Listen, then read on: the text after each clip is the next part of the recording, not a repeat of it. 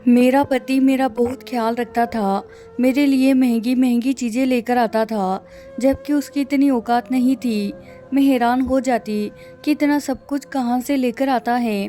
पर एक काम वह बहुत ही अजीब करता है, मुझे बहुत खुश कर देता। मेरे लिए मेरी पसंद की चीज़ें और खाना लेकर आता, लेकिन खुद रात होते ही दूसरे कमरे में जाकर सो जाता। मैं हैरान होती कि अगर इसको मेरी इतनी ही परवाह है कि यह मेरे लिए इतनी अच्छी चीज़ें लेकर आता है, तो फिर इसे मेरे में दिलचस्पी क्यों नहीं है। ये मेरे पास क्यों नहीं बैठता, मेरी बात क्यों नहीं सुनता, मेरे साथ उसका रवैया नॉर्मल क्यों नहीं है।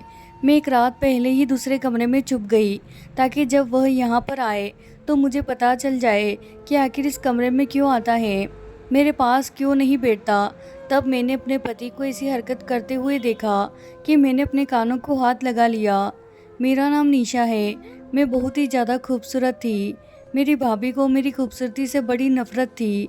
वह कहती थी कि तेरा हुस्न तो एक दिन मिट्टी में मिल जाएगा।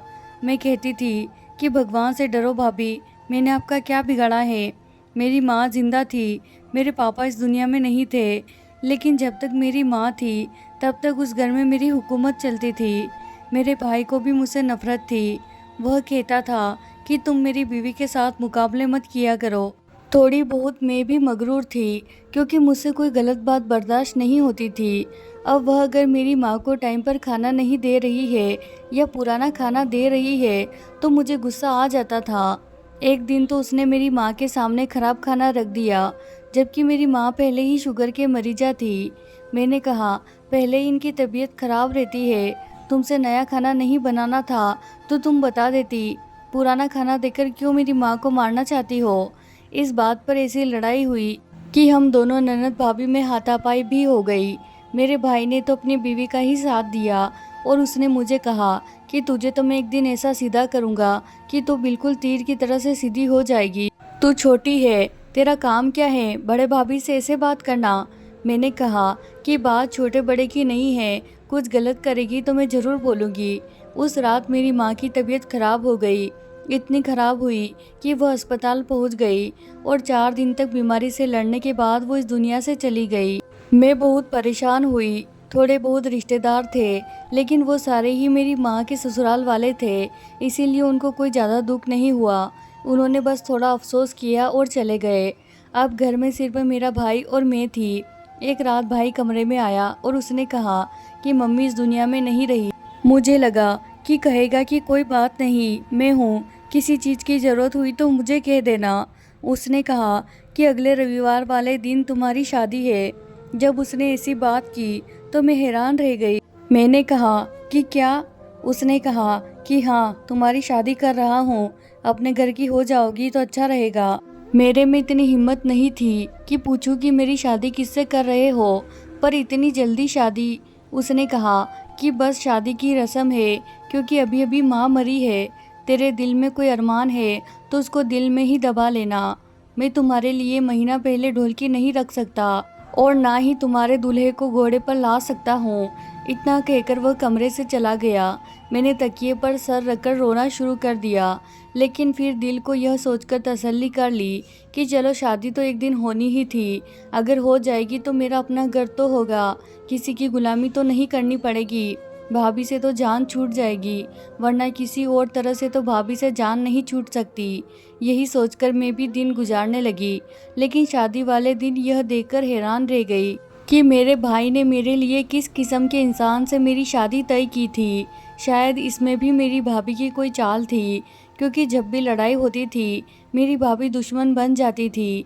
मुझे लगता था कि वो किसी दिन ज़रूर ही मुझसे बदला लेगी, और आज उसने यही किया था। वह कामयाब हो गई थी, क्योंकि मेरा दूल्हा तो अजीब सी हालत में बैठा था। उसे देखकर कोई बच्चा भी अंदाज़ा लगा सकता था कि वह कोई नॉर्मल इंसान नहीं था, बल्कि एक पागल था, क्योंकि उसने हाथ में टाफियाँ पकड़ी हुई थी जिसको वह खा रहा था। बाल उसके बिखरे हुए थे, कपड़े तो उसने नए पहने हुए थे, लेकिन इतने गंदे कर लिए थे कि जैसे कोई छोटा बच्चा मिट्टी में खेलता है तो उसके कपड़े गंदे हो जाते हैं। यही मेरा दूल्हा था। सबको पता चल गया कि वह तो पागल है। मोहल्ले से भी कुछ औरतें आई हुई थी, क्योंकि रिश्तेदार तो थे नहीं। उन्होंने भी कहना शुरू कर दिया कि निशा का दूल्हा तो पागल है, ये क्या कर दिया भाई भाभी ने, बहन पर इतना बड़ा जुल्म कर दिया। माँ क्या मरी, इनके तो आंखें सफ़ेद हो गई। पागल के साथ इतनी प्यारी लड़की की शादी करवा दिया और मेरा शादी हो चुका था। उसके बाद मैंने अपने दूल्हे को देखा था। अब तो विदाई होने वाली थी। मेरी आंखों से आंसू जारी थे। मैं रोना चाहती थी लेकिन रो भी नहीं सकती थी। मैं रोती तो मेरे आंसू कौन देखेगा। मुझे मेरी माँ की बहुत याद आ रही थी। मेरी माँ अगर आज जिंदा होती तो मेरे साथ यह सब कुछ कभी ना होता। मेरी भाभी ने ही मेरे भाई को भड़काया था। उसको जरा ख्याल न आया कि वह अपनी बहन की शादी एक पागल के साथ कर रहा है। कैसे रखेगा वह मुझे, क्या खिलाएगा क्या पिलाएगा। आजकल तो लोग अपनी बेटियों की शादी ऐसे लड़कों के साथ भी नहीं करते जिनके पास नौकरी नहीं होती, और इसके पास तो अक्ल भी नहीं थी, तरीका भी नहीं था। एक पल को तो दिल किया कि शादी करने से इनकार कर दूं, लेकिन उसके बाद क्या होता, मेरा ही तमाशा बनता। ये लोग फिर भी मुझे यहाँ से निकाल ही देते। इसीलिए सब कुछ भगवान पर छोड़ दिया और चुपचाप विदा हो गई। जाते जाते भाई ने सर पर हाथ रखने की कोशिश की तो मैंने सर पीछे कर लिया। सब लोगों ने यह मंजर देखा। मैंने कहा कि जरा इसकी भी बेइज्जती हो, इसको इतना तो जताऊं कि इसने जो मेरे साथ किया है वो अच्छा नहीं किया। भाभी भी मिलने के लिए आगे हुई तो मैं उनसे भी नहीं मिली, क्योंकि उन्होंने तो सबके सामने ही कह दिया था कि तुम्हारी शादी करवा दी, नखरे ना दिखाओ और अपने घर दफा हो जाओ। कौन सी भाभी कहती है अपनी ननद को, वो भी उसकी विदाई वाले दिन। अरे दिल में जितनी भी नफरत हो, इस तरह तो कोई भी बेटी को घर से यह कहकर नहीं निकालता कि दफा हो जाओ। मेरे साथ कितना बुरा सलूक हो रहा था, भगवान ही देख रहा था कि मेरे ऊपर कितना जुल्म हो रहा है। पर मुझे पता था भगवान मेरा इंसाफ करेगा। लेकिन अभी तो मेरा समय बहुत खराब नज़र आ रहा था। कुछ समझ नहीं आ रही थी। मेरा दूल्हा पागल था लेकिन उसका घर अच्छा था। 3 कमरों वाला घर था। वहाँ पर उसका एक भाई भी था। मुझे लगा कि वो भी इसी घर में रहता है। लेकिन जब रात हुई तो उसकी जगह उसका भाई कमरे में आया। मैं जरा घबरा गई। उसने कहा, भाभी घबराने की ज़रूरत नहीं है, दरअसल ये भी मेरा अपना घर है। वहाँ दूसरी जगह भी मेरा घर है जहाँ पर मेरी बीवी बच्चे मेरा इंतज़ार कर रहे हैं। अब आपको ही इसे संभालना है। वह क्या है कि मेरी बीवी की इससे बनती नहीं है, क्योंकि उसके साथ इसके संबंध अच्छे नहीं हैं। माँ बाप हमारे भी नहीं है, बस अब आप हैं और आपका पति है। ये घर है। अगर आपको समझ ना आए कि कौन सी चीज़ कहाँ पड़ी है, फ़ोन करके पूछ लीजिएगा। दीवार पर मेरा नंबर लिखा हुआ है। पर अगर यह ज़्यादा तंग करने लगे तो भी आप मुझे बुला सकती है। लेकिन देखे, मैं भी बाल बच्चेदार हूँ। मेरी बीवी को मेरा यहाँ आना जाना पसंद नहीं है। अगर कोई बहुत ही ज़्यादा इमरजेंसी हो तो फिर आप बुला लीजिएगा, वरना खुद ही हालात को संभालने की कोशिश कीजिएगा, क्योंकि अब यह है तो आपका ही पति और आपको इसके साथ ही रहना है। मैं समझ रही थी कि मेरी ज़िंदगी कितनी बुरी होने वाली थी। मैंने हाँ में सर हिला दिया। मैं और क्या कह सकती थी। उसने कहा, भगवान आपकी मदद करे, आप परेशान नहीं होना, एक दिन सब कुछ ठीक हो जाएगा। मुझे पता था कि वह तसल्ली दे रहा है, लेकिन फिर दोबारा कहा कि मैं आपको बताने की कोशिश कर रहा हूँ भाभी कि एक दिन सब कुछ ठीक हो जाएगा, आप बिल्कुल परेशान नहीं होना। पता नहीं इसने इस बात को 2 बार क्यों बोला और इतना जोर देकर क्यों बोला। फिलहाल तो मुझे कुछ समझ नहीं आ रहा। मैंने कहा, ठीक है। मेरा पति दूसरे कमरे में बैठा था। मैं जब कमरे में गई तो हैरान रह गई। यह कमरा शायद उसी का था। यहाँ पर काफ़ी सारी चीज़ें टूटी हुई थी, पर कुछ खिलौने वगैरह भी पड़े थे। शायद उसका दिमाग बचकाना था। उसने मुझे देखा तो मैं डर गई। मुझे लगा ये मुझसे कोई बात करेगा, कुछ बोलेगा या कोई काम कह देगा, पर उसने ऐसा कुछ नहीं किया। मैं चुपचाप जाकर अपने कमरे में सो गई। मेरा दिल तो किया कि दरवाजे को अंदर से कुंडी लगा दूँ, लेकिन फिर मैंने ऐसा नहीं किया। कहने में बड़ा अजीब लगता है, लेकिन इतनी सुकून की नींद पहले कभी नहीं आई थी। आँख खुली तो हैरान रह गई। सामने मेरा पति बैठा था। उसे देखकर मैं डर गई। फिर जब मैंने टेबल की तरफ देखा तो मेरी आंखें खुली की खुली रह गई। टेबल पर तो नाश्ता पड़ा हुआ था। नाश्ता तो बाजार का लग रहा था। मैंने उसकी तरफ देखा और आसपास देखा। मुझे लगा शायद उसका भाई आया है और वही नाश्ता लेकर आया है, लेकिन घर में कोई भी नहीं था। बाहर वाला दरवाज़ा तो अभी भी बंद था। रात को मैंने खुद कुंडी को लगाई थी। मेरे पति ने मुझे कहा कि नाश्ता कर लो, और वो भी नाश्ता करने के लिए बैठ गया। मैं हैरान रह गई। मैंने कहा, इसको इतना पता है कि हमारी शादी हुई है तो बाजार से नाश्ता लेकर आना है, तो फिर ये कहाँ का पागल हुआ।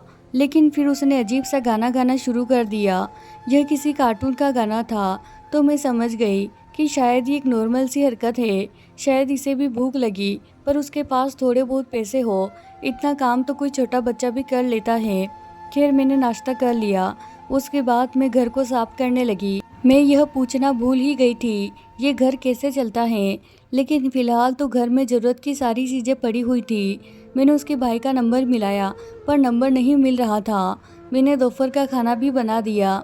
मेरी घर में ऐसे ही चलने लगी। मेरा पति अचानक ही कहीं चला गया तो मैं परेशान हो गई। मुझे लगा कि पता नहीं शायद घर से ही भाग गया है।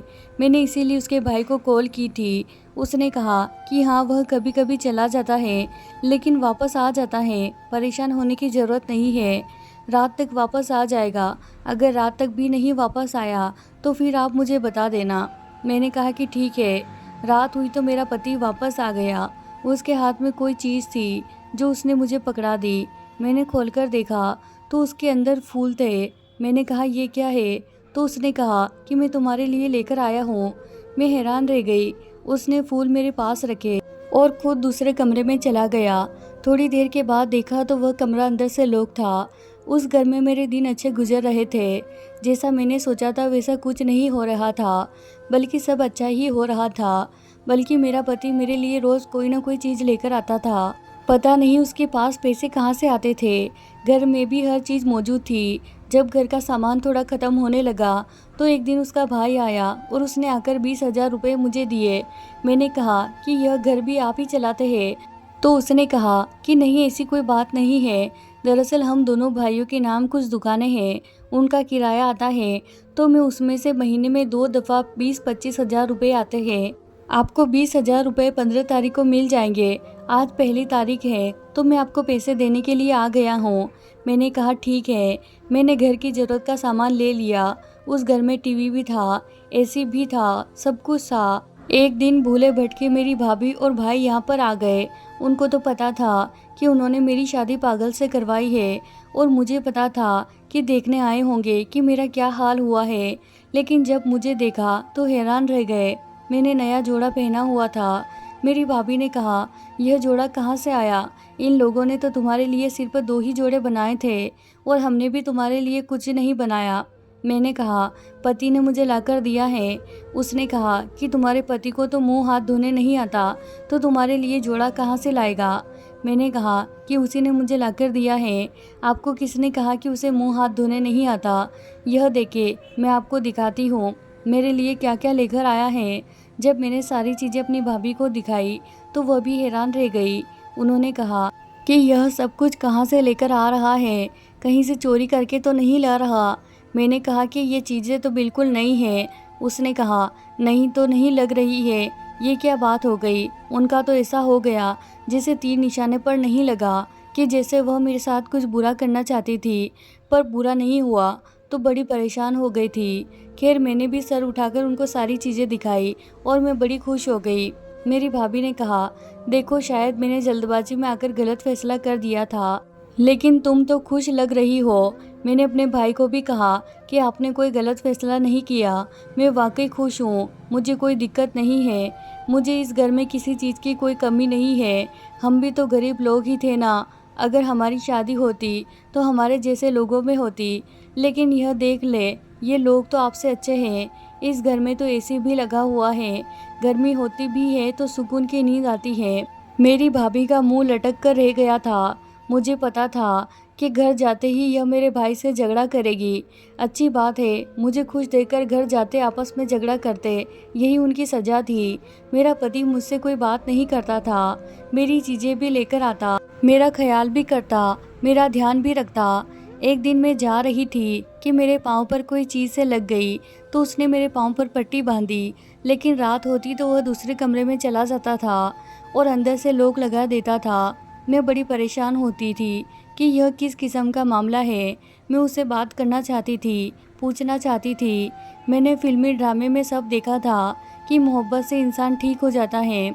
शायद मैं भी उसको ठीक कर लेती और अगर वो ठीक हो जाता तो फिर वह इस दुनिया का सबसे अच्छा मर्द होता, क्योंकि खूबसूरत तो वह था ही, जवान भी था, पैसों की भी कोई कमी नहीं थी, घर भी उसका अपना था, पर इतना सारा सामान भी था। अगर ऐसा ही होता तो मेरी पूरी ज़िंदगी सेट हो जाती, लेकिन वो मुझसे बात नहीं करता था। मेरी एक दोस्त पागलों की डॉक्टर बन गई थी। उसने मुझे एक बार बताया था कि ऐसे लोगों को बहुत प्यार और मोहब्बत की ज़रूरत होती है, और अगर इनकी ज़िंदगी में कोई हो तो वो उसे बहुत प्यार और मोहब्बत देते हैं, मतलब आम इंसान से ज़्यादा। लेकिन यहाँ पर तो मामला उल्टा था। आहिस्ता आहिस्ता मुझे बात समझ में आने लगी कि जो भी मामला है उसका ताल्लुक उस कमरे से ज़रूर है, क्योंकि मेरा पति उस कमरे में ही चला जाता था। इसीलिए मैंने सोच लिया कि मुझे पता लगाना होगा कि उस कमरे में क्या करता है। मैं एक बार उस कमरे में गई थी, पर वहाँ पर ऐसा कुछ भी नहीं था। मेरी भाभी ने लोगों को कहना शुरू कर दिया था कि पागल से शादी हुई है, लेकिन वह बड़े अच्छे हालात में है, उसके मुंह से निकल गया होगा। इसीलिए यह बात मुझ तक भी पहुंच गई थी, क्योंकि मोहल्ला तो एक ही था। मैं कहती थी कि हाँ, भगवान का शुक्र है, मैं तो बहुत ज़्यादा खुश हूँ, मेरे पास सब कुछ है। मेरे पास पैसे भी होते थे, घर के सारे मामलात मेरे हाथों में होते थे, पैसे आ जाते थे, मेरा पति मेरा ख्याल भी करता था और रोज़ मेरे लिए कोई ना कोई नई चीज़ भी लेकर आता था। वह कहाँ जाता था मुझे नहीं पता। मैं एक बार उसके पीछे पीछे गई, लेकिन मुझे रास्ते का नहीं पता था, इसीलिए मैं वापस आ गई कि मैं कहीं गुम ही ना हो जाऊं। और वो तो मेरी आंखों के सामने से ना जाने कहाँ चला गया। उसे रास्तों का बहुत अच्छी तरह पता था, शायद किसी बाग में बच्चों के साथ खेलने के लिए जाता होगा, क्योंकि उसके पास इस तरह के काफ़ी सारे सामान थे। इसीलिए मैंने इस बात का ज़्यादा ध्यान नहीं दिया, लेकिन मुझे यह बात पता लगाना थी कि कमरे में क्या है, और वह दिन के वक्त पर कमरे को ताला लगाकर चला जाता था। एक दिन मैंने चाबी गायब कर दी और ताला भी खोल दिया। उसको ताला नहीं मिला तो वह बगैर ताला लगाए ही चला गया। मेरा प्लान था कि मैं पहले से ही कमरे के अंदर छुप जाऊंगी, और जब वह कमरे में आएगा तो मुझे पता चल जाएगा कि वह क्या कर रहा है। लेकिन जैसे ही घर में आया, मुझे तलाश कर रहा था, मुझसे कभी कभी थोड़ी बहुत बातें भी कर लेता था। उसको मेरा नाम भी याद हो गया था, मुझे मेरे नाम से ही बुलाता था। कभी कभी देखकर बड़ा दुख होता था कि यह भी तो किसी की औलाद है, कितना खूबसूरत नौजवान है, और इसके साथ न जाने क्या हुआ है कि ये पागल हो गया। जाहिर है यह पागल पैदा तो नहीं हुआ होगा, क्योंकि कहते हैं ऐसे लोगों की उम्र कम होती है। शायद इसके साथ कुछ हादसा हुआ हो। मैंने उसके भाई से भी पूछने की कोशिश की थी, पर उसने मुझे कुछ नहीं बताया था कि वक्त के साथ साथ आपको सब कुछ पता चल जाएगा। यह किस किस्म की बात थी, वक्त के साथ कैसे पता चलता। मुझे मेरे पति की पुरानी तस्वीरें मिली थी। वो शक्ल से बहुत ही गुस्से वाला और जिद्दी लगता था। ऐसा लगता था कि जैसे पूरे खानदान का सबसे खूबसूरत नौजवान था, लेकिन फिर ऐसे हाल पर कैसे पहुंच गया। कहीं इसको किसी की बद्दुआ तो नहीं लगी थी। मन में ऐसे ही उल्टी सीधी बातें और सवाल आते रहते थे। आज तो मुझे पता चल ही जाना था। फिर उसके बाद मैं देखती कि मैंने क्या करना है, कहीं कोई ऐसी वैसी बात न हो। मेरा पति मेरे लिए फिर से कोई चीज़ लेकर आया था। कमरे में गया, लेकिन उसे महसूस किया कि मैं कमरे में नहीं हूँ, तो वह चीज़ वहीं पर रख दी। मुझे थैली रखने की आवाज़ आई थी। वो उस कमरे में आ गया। मैं कमरे के अंदर ही छुपी हुई थी। उसने दरवाजे को अंदर से लॉक लगा दिया और कुर्सी पर सर पकड़े बैठ गया। मैं पर्दे के पीछे से उसको देख रही थी। उसका अंदाज़ा भी नहीं था कि मैं कमरे के अंदर हूँ। वो सर को ऐसे अंदाज में पकड़े बैठा था, ऐसे लगता था जैसे कोई बड़ा आदमी कुछ सोच रहा है। उसके चेहरे पर से अचानक से पागलों वाले जज्बात भी गायब हो गए थे। अभी से मामला मुझे कुछ गड़बड़ लग रहा था। कोई ना कोई बात थी जो नॉर्मल नहीं थी। थोड़ी देर के बाद उसने अपनी जेब से एक बड़ा सा फ़ोन निकाला। मैं हैरान रह गई कि यह बड़ा फ़ोन इसके पास कब आया, और फ़ोन भी बिल्कुल ठीक ठाक था, टूटा हुआ भी नहीं था, जबकि बाकी उसकी सारी चीज़ें टूटी हुई थी। फ़ोन पर किसी से बात करने लगा, और जब उससे बात करनी शुरू की तो मेरी तो ऐसी हालत ख़राब हुई कि मैं हैरान रह गई। वह तो किसी समझदार आदमी की तरह बातें कर रहा था और कह रहा था कि देखे, मैंने आपसे पहले डील की थी, आप ये पैसे कारोबार में लगा दे, जो मेरी किस्मत होगी, जो मेरा नसीब होगा, मुझे मिल जाएगा। मैं हैरान रह गई थी कि वो मेरा पति, जो दुनिया के सामने पागल बना हुआ है, यहाँ पर बैठकर बिजनेस की डीलें कर रहा था।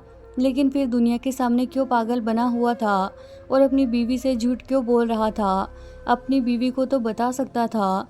दिल तो किया कि सामने आ जाऊं, लेकिन फिर सोचा कि देखती हूँ यह क्या क्या करता है। फिर थोड़ी देर के बाद जेब से काफ़ी सारे पैसे निकाले और फिर उनको एक साइड पर रख दिया। फिर दोबारा से किसी को फ़ोन किया।